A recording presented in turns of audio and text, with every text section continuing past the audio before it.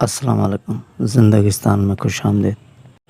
ہر انسان کی زندگی میں ایک وقت ایسا آتا ہے جہاں ہر انسان یہ سمجھ جاتا ہے کہ بولنے سے خاموشی بہتر ہے۔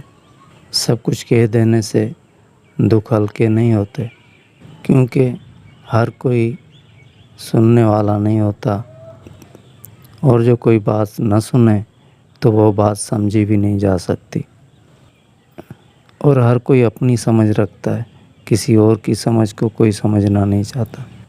اسی لیے بہت سی شکایتیں، بہت سے گلے اندر ہی اندر دفن کرنے پڑتے ہیں۔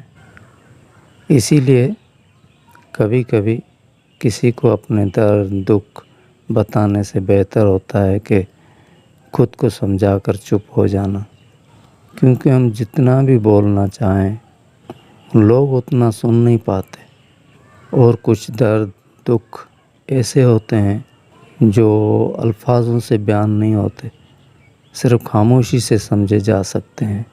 اذیت تو ہر حال میں ہے، چاہے کوئی سمجھے نہ سمجھے، چاہے تم اپنا دکھ بتا دو، چاہے پھر کیوں نہ خاموش رہو، لیکن اذیت تو پھر بھی دونوں صورت میں موجود رہے گی۔ فرق صرف اتنا ہے کہ بولنے کی اذیت وقتی ہوتی ہے، مگر خاموشی کی اذیت ہوتی مسلسل ہے، لیکن تمہیں اندر سے تراشتی ہے، تمہیں مضبوط بنا دیتی ہے۔ خاموشی سے جینا سیکھو۔ خاموشی کمزوری نہیں ہوتی، یہ طاقت بن جاتی ہے، جو تمہیں اپنی قدر یاد دلواتی ہے اور خود سے ملواتی ہے۔ اسی لیے خاموشی میں جینا سیکھو، سنبھلنا سیکھو، اور آگے بڑھنے کی کوشش کرو، کیونکہ کچھ سفر تنہا اور خاموشی سے طے کرنے ہوتے ہیں۔ اگر یہ خاموش باتیں آپ کو سمجھ آئی ہیں تو اسے ان لوگوں تک پہنچائیں جو اپنے دکھوں میں بے آواز جیتے ہیں۔